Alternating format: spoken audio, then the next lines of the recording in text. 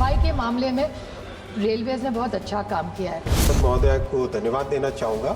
आपने प्रधानमंत्री श्री नरेंद्र मोदी जी के नेतृत्व में रेलवे का जो काम हो रहा है उसकी तारीफ की, उसको आपने सराहा, इसके लिए आपका धन्यवाद। श्रीमती सुप्रिया सुले।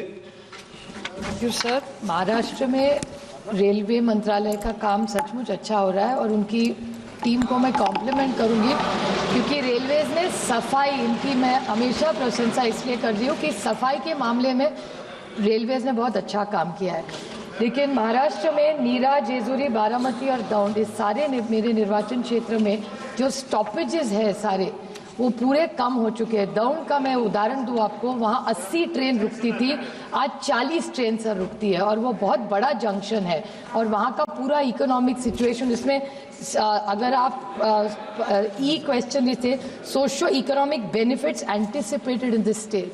सर, अगर दौंड जो बड़ा जंक्शन था, नीरा बड़ा जंक्शन था, बारामती आज ग्रो हो रहा है, इस जगह अगर आप ट्रेन कम करेंगे और स्टॉपेजेस कम करेंगे तो इकोनॉमिक बेनिफिट कैसे होगा? तो आप एफिशिएंसी बढ़ाने के लिए स्टॉपेजेस कर रहे हैं, ऐसे बहुत बार मंत्री जी ने जवाब दिया है, लेकिन मेरी उनको विनती रहेगी कि स्टॉपेजेस कम ना करें, दूसरा कुछ सुझाव देके जिससे एफिशिएंसी बढ़े। Thank you sir. माननीय अध्यक्ष जी, मैं माननीय सांसद महोदय को धन्यवाद देना चाहूँगा।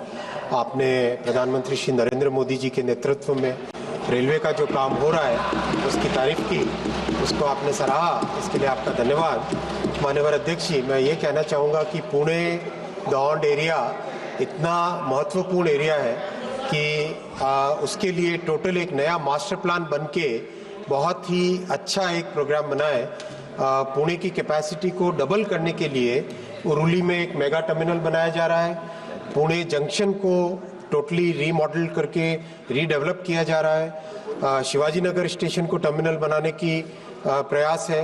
फिर पुणे से लोनावला के 3rd और 4th लाइन बनाने का काम है। फिर अहमदनगर से पुणे का नई लाइन बनाने का काम है। तो ओवरऑल उस एरिया के लिए बहुत सारा डेवलपमेंट करने के काम हाथ में लिए गए और प्रोग्रेस भी बहुत अच्छी है। माननीय अध्यक्ष जी, महाराष्ट्र में अभी करीब 1,64,000 करोड़ रुपए का इन्वेस्टमेंट रेलवे का विभिन्न प्रोजेक्ट्स में हो रहा है और इससे महाराष्ट्र के रेलवे नेटवर्क का टोटल ट्रांसफॉर्मेशन होगा। जैसे पूरे देश भर में रेलवे नेटवर्क का ट्रांसफॉर्मेशन हो रहा है वैसा ही आपके क्षेत्र में भी होगा। और स्टॉपेजेस के बारे में मैं फिर एक बार बताना चाहूँगा कि जैसे जैसे रेलवे नेटवर्क बढ़े वैसे मेंटेनेंस के लिए स्कोप बनता है, मेंटेनेंस के लिए एक मार्जिन मिलता है, टाइम मिलता है। तो उसके हिसाब से स्टॉपेजेस भविष्य में जैसे नेटवर्क बढ़ेगा वैसे स्टॉपेजेस पे रिकंसिडरेशन किया जा सकता है।